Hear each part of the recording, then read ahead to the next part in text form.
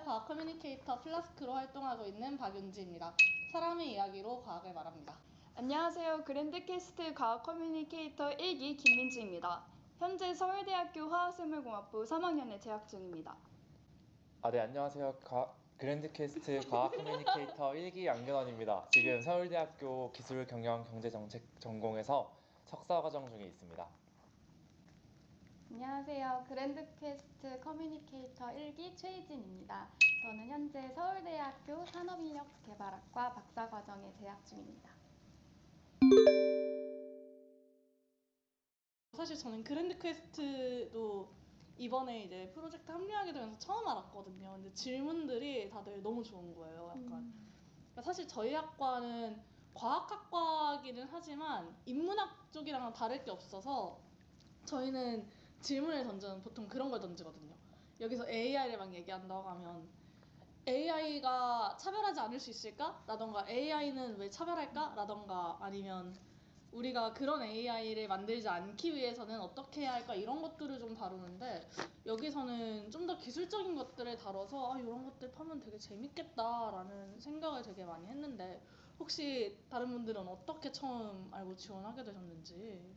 저는 제가 제일 적합하다고 생각을 했어요. 왜냐면 저희 학과가 산업인력개발학과이기 때문에 앞으로 우리나라의 어떤 인력들과 학생들과 개인들을 성장시키기 위해서는 제가 적합하다라고 생각을 했습니다. 그랜드캐스트 책 읽어보니까 제가 지금 전공하고 있는 기술정책이라는 분야에서도 어떻게 과학기술을 발전시키는 게 국가 발전, 기업 발전에 도움이 될 것인가에 대한 질문을 가지고서 공부를 하고 있는데 이런 단순한 지금 존재하고 있는 기술을 개발하고 하는 게 아니라 지금 없는 기술을 개발하는 것에 대한 노력도 누군가가 하고 있구나라는 게 되게 흥미로워서 이렇게 커뮤니케이터에 참가하게 되었습니다. 그냥 서울대학교 메일을 다 읽는 편인데 읽다 보니까 이게 있더라고요. 근데 제가 이제 말하기도 좀 좋아하고 과학을 좋아하다 보니까 과학 커뮤니케이터 활동 되게 재밌겠다라고 생각을 해서 지원하게 되었습니다. 요즘에 진짜 저도 학교 메일 보면 진짜 모든 학과에서 모든 기관에서 학교에 있는 그래서 메일이 오는데 대부분 AI가 다 들어가 있잖아요. 키워드로. 맞아요. 그럼에도 불구하고 뭐 요즘에 뉴스도 그렇고 막 AI에 대한 어떤 위험론 같은 것들이 되게 많잖아요. AI가 우리에게 위협이 될 것이다라는. 그런데 이런 그랜드 퀘스트를 통해서 그런 것들을 어떻게 보면 해결할 수 있는 좀 본질적인 질문들을 던지고 있다고 생각을 했어요. 저는 처음 이 그랜드 퀘스트를 만났을 때 이렇게 우리가 당장 우리한테 필요한 지식들이 이미 정립돼서 활용해야 하는 지식들을 우리는 배워왔는데 그랜드 퀘스트는 이 풀어야 되는 난제지만 꼭 풀어야 되는 것들에 대해서 던지고 있고 소개하고 이런 걸 사회에 알려주려고 하는구나 라는 점에서 너무 좀 가슴이 두근거렸던 것 같습니다. 저는 그랜드캐스트 질문을 처음 접한 게 그 태양열 전지 효율을 60% 이상으로 만들 수 있을까? 그거였거든요. 근데 저는 이제 반도체에 대해서 배우고 있는 사람인데 한 70%였나요? 60%죠. 60%라는 숫자 자체가 너무 크고 이게 가능해? 라는 생각이 먼저 들었거든요. 그래서 그 질문을 토대로 태양열 전지 60%는 불가능한데 이런 느낌으로 다른 것들도 다 불가능한 질문을 던지고 있구나를 생각을 하고 처음에 접했는데요. 근데 처음에는 불가능하다고 생각을 했는데 보다 보면 볼수록 가능하겠는데? 라는 생각이 들긴 하더라고요. 물론 하나의 그랜드 퀘스트 안에 작은 질문들이 엄청 많은 것 같았어요. 나중에 내가 이 분야를 하면 정말 재밌겠다라는 생각을 했고 그래서 앞으로 이런 그랜드 퀘스트 영상을 보는 사람들도 하나하나 분야에 좀 더 관심을 가졌으면 좋겠다라는 생각으로 여러 연구 분야 주제들을 많이 담아봤습니다. 민주 씨는 60% 불가능한데? 라고 생각하셨지만 저는 60%가 의미하는 게 뭐길래 태양전지 효율이 원래 그렇게 낮았던 건가? 지금은 지금 몇 퍼센트길래 60%가 그랜드 퀘스트가 되는 걸까? 라는 생각을 가장 먼저 했거든요. 지금 이상기후 때문에 지구 평균 기온이 1도 올라가는 게 얼마나 커다란 문제인지 라는 것도 사실 저는 몰랐어요. 그것도 단순히 1도 올라간다라는 게 평균 기온 1도 올라간다 해서 아, 올해 여름이 그래서 더웠구나. 그냥 작년보다 1도 높아졌구나. 저는 그렇게 생각하고 있었는데 민준 씨가 또 그게 아니라고 말씀해 주시더라고요. 그래서 찾아보고 나서 아, 이게 평균 기온 1도 올라가는 게 여름에만 1도 올라가는 게 아니라 겨울에는 몇 도 다 내려가고 여름에는 몇 도 더 올라가고 아, 이런 개념이었구나라는 걸 알게 되면서 그런 것들이 되게 흥미로웠고요. 그리고 제 개인적으로 가장 읽어보면서 관심이 많이 갔던 분야는 저도 이제 대학원에 와서 요즘 모든 전공에서 다 AI 공부하시잖아요. 맞아요. 빅데이터 분석해서 AI 모델을 만들고 하면서 이제 모든 그 과학 분야랑 산업 분야가 발전을 하고 있는데 저도 AI라는 내용이 되게 신기하더라고요. 그래서 이 책에서 나오고 있는 대부분의 과제들이 다 AI를 접목해서 해결을 하려는 문제들인데 사람이 이걸 어떻게 AI를 접목을 해서 해결을 해야 될 것인가 라는 또 다른 질문 그리고 또 다른 어려움이 있는 걸 보면서 아, 이 내용이 되게 흥미롭다, 되게 재밌다 라는 생각을 했던 것 같습니다. 네, 일단 제가 맡은 주제 2개 모두 효소가 들어가는데요. 이제 효소란 인체 내에서 다양한 화학 반응 등을 도와주는 역할을 하는 도우미라고 생각을 하면 되는데 우리 몸속에 있어서 우리는 막 소중함을 모르지만 우리가 예를 들어서 물 한 잔에 수소가 있잖아요. 실제로 우리가 공정을 통해서 뽑아내려고 하면 엄청난 에너지가 필요한데 우리는 실제로는 이 물을 마셔서 그 에너지를 그냥 자연스럽게 만들고 있는 거예요. 효소를 통해서. 이런 것도 있고 식물에 광합성을 하거나 이러면은 이산화탄소를 모아서 결국에는 포도당 같은 걸 만들어서 활용을 하는 거잖아요.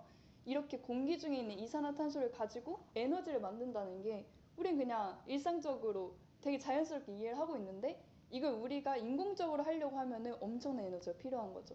그래서 우리가 이제 어떤 방향으로 나아가야 되냐라고 질문을 했으면 우리가 이미 가지고 있는 이 효소를 잘 이용하면 어떨까라는 질문이 나오고 있어요. 일단 친환경적이고 에너지도 적고 우리 몸속에서 일어나고 있는 반응이기 때문에 그래서 이런 효소를 어떻게 잘 모방을 할 수 있을까가 가장 큰 키워드인 것 같아요. 효소라는 거 하나를 엄청 잘 알게 된다고 하면은 우리의 모든 분야에서 에너지가 많이 감축이 되고 불가능하다고 생각을 했던 것도 가능해지지 않을까 생각합니다. 제가 맡은 주제는 효율 60%의 태양 전지를 어떻게 만들 수 있을 것인가 라는 질문과 환경에 적응하는 로봇을 어떻게 만들 수 있을까 이 두 가지 주제거든요.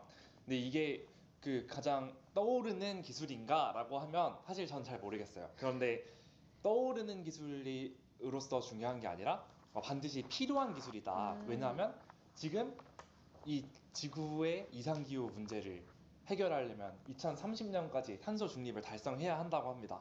2030년까지 탄소 중립을 달성하지 못하면 효소로 기술을 아무리 좋게 만들어봤자 사용을 못하게 되는 거예요. 그러니까 정말 필요한 기술이다. 학생 친구분들이 민주 씨처럼 이렇게 화학공학과에 가서 공부를 해서 재료를 개발해가지고 해결을 해야 될 문제가 아닌가.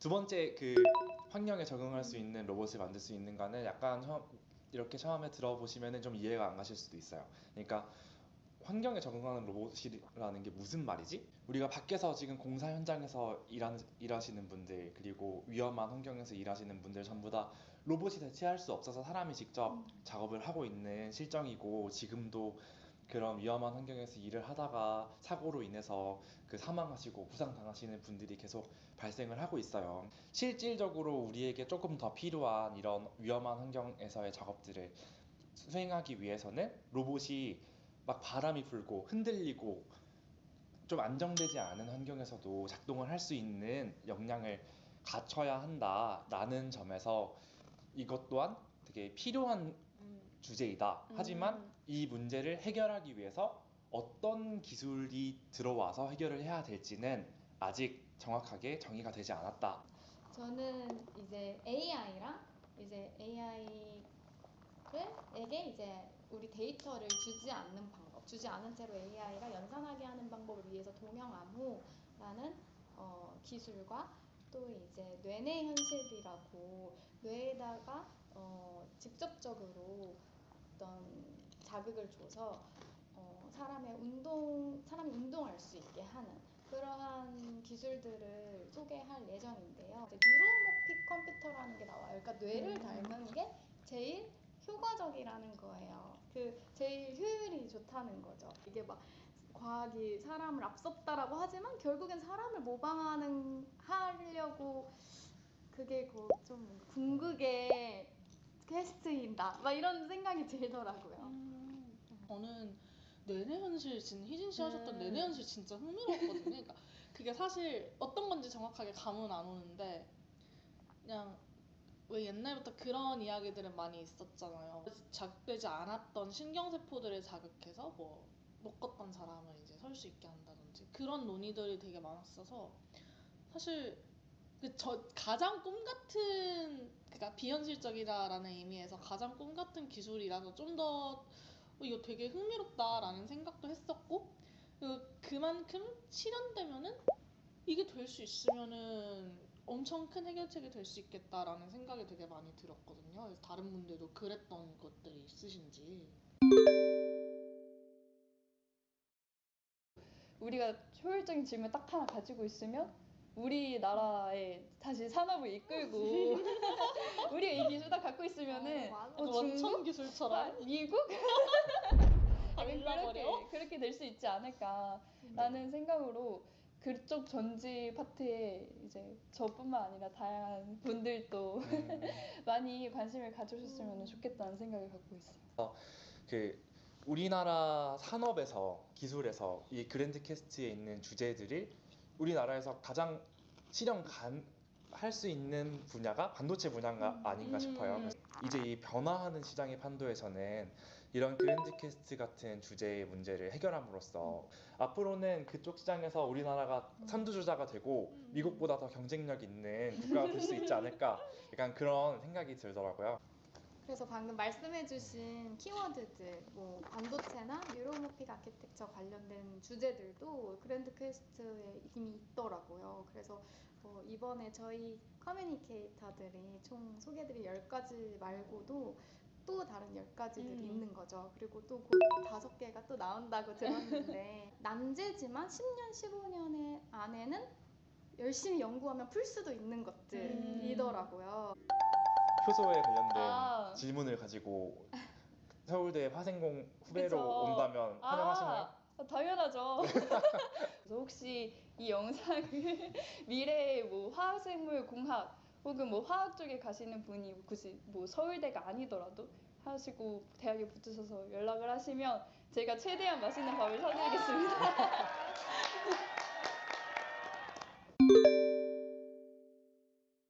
아무래도 고등학교 때 아니면 대학교 학부 때 배우는 기본적인 내용이 어느 정도는 알고 있어야 되지 않나 싶긴 하거든요. 기본적인 내용의 수식을 알고 있어야지 이후 논문을 좀 읽고 막 이럴 수가 있어서 이러한 모든 기초의 바탕은 교과서고 그래서 교과서의 내용은 어느 정도 알고 있어야지 질문을 이해하고 내가 내는 것도 편할 것 같다. 이런 그랜드 캐스트 영상을 본다거나 아니면 관심이 있다면은 쉬운 논문이나 칼럼을 좀 읽어보면서 신기술 같은 걸 배우는 게 좋지 않을까라고 생각합니다. 저도 비슷한 생각인데 그 교과서에 있는 내용을 충분히 알고 있어야 된다라고 생각을 하는 게 약 10여 년 전 제가 수능을 보던 그런 세상에는 요즘도 그런지 모르겠지만 항상 수능을 보고 모의고사를 보고 하면은 논란이 되는 게 이 문제 교과과정 거기 아니냐 바뀌냐 그런 논란들이 있어요.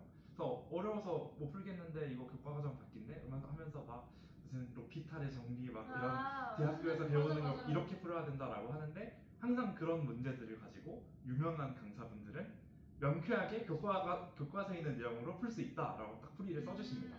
근데 그런 관점에서 바라봐야 되는 게 아닌가 싶어요. 어려운 문제지만 사실 알고 보면 다 교과서 안에 있는 내용을 알고 있어 할 수 있는 것들이다. 그런 게 아닌가. 물론 이제 그 벗어나는 범위들도 있겠지만 교과서에 있는 내용들을 다 알고 있어야 발전시켜 나갈 수 있는 그런 주제들이 아닌가 그런 생각을 가지고 있습니다. 저는 두 분 말씀해주신 것처럼 교과서의 내용 안에 있는 내용이 너무 중요하기는 하지만 때로는 좀 살짝 벗어난 상상력도 그 과목을 공부하는 동기부여가 되는 것 같아요. 그 교과서 들어가 있잖아요. 되게 그 처음부터 기초부터 차근차근. 근데 이게 너무 멀어 보이지만 그 그랜드 퀘스트가 있다면 그 질문을 떠올린다면 그러니까 막 되든 안 되든 상상해 보는 거죠. 저는 뮤지컬 매듭을 안 한 차라는 뮤지컬 중에 그게 이룰 수 없는 꿈이라는 노래가 있어요. 거기에서 저 별을 향하여라는 가사가 있는데, 그러니까 이게 되나 싶은 질문들인데 결국에는 우리가 이 기술들을 통해서 해결하려는 뭔가의 불편함들 혹은 더 추구하려는 편리함들 이런 것들이 이런 것들과 그걸 향해서 계속 뭔가 노력하는 것이 그렇게 좀 별을 향해 가는 모습이랑 되게 닮아있지 않나라는 생각이 들어서 저도 약간 비슷한 식의 명언이 생각이 났는데요. 저희가 이제 알고 있는 짱구 아빠 혹시 명언 아시나요? 그러니까 그 중에서 제가 고등학교 때부터 좋아했던 명언이 꿈은 도망가지 않아. 도망가는 건 항상 본인이지라는 얘기가 있어요. 그래서 지금 소개되는 그랜드 퀘스트의 다양한 난제들은 결국엔 도망가지 않잖아요. 우리가 결국 떠올린 이상 이 문제를 해결할 길은 어디에나 있을 텐데 그 와중에서 이제 이거를 해내야 되는 건 우리의 몫인 거죠. 그래서 이 퀘스트가 애초에 우리가 생각이 나고 질문이 딱 명시되어 있는 이상 이 질문은 도망가지 않을 거라 생각해요. 그래서 결국에는 어떻게 되든 이 질문이 해결이 될 것 같다. 그 와중에 몇십 년이 걸리든 아니면 어떠한 뭐 아인슈타인 같은 뛰어난 사람이 나타나서 한 방에 해결해 버리든 그건 다양한 길이 있겠지만 결국엔 지금 나와 있는 질문들은 언젠간 해결이 될 것 같다. 얘네들은 도망가지 않는다. 약간 이런 생각이 들었던 것 같아요. 네. 두 분이서 너무 멋있게 말씀해 주셔가지고 부담스러운데요. 제가 하고 싶은 말은 그랜드 퀘스트는 혹시 만화 원피스 보셨나요? 완전 그랜드 퀘스트는 원피스입니다. 지금 전 세계에 있는 많은 나라의 해적단들이 다 출항을 했어요. 우리나라 해적단도 출항을 해서 가고 있는 거예요. 지금 이미 세상에 있는 산업 구조는 다 자리 잡혀 있는 상태고, 그런데 여기 그랜드 퀘스트에 있는 질문들은 아직 아무도 찾지 못한 과제들인 거거든요. 그래서 가장 먼저 도착해서 거머쥐는 나라가 이 모든 원피스를 다 가져갈 수 있는 겁니다. 그런 의미에서 그랜드 퀘스트는 원피스가 아닌가 그런 생각이 들었습니다. 네. 제가 생각하는 그랜드 퀘스트는 어떤 연결하게 하는 힘인 것 같아요. 이 그랜드 퀘스트, 원피스 또는 별, 꿈 이게 우리 어쨌든 우리나라 같은 국민들이잖아요. 이게 뭔가 국가 경쟁력을 올리기 위해서 우리가 이 그랜드 퀘스트에 연결한다면 다 함께 해결하려고 노력한다면 이거는 분명 사실 한 명이서는 저는 해결할 수 없을 거라고 생각을 하거든요. 그랜드 퀘스트는 어떤 연결하는 힘이지 않을까? 우리가 하나가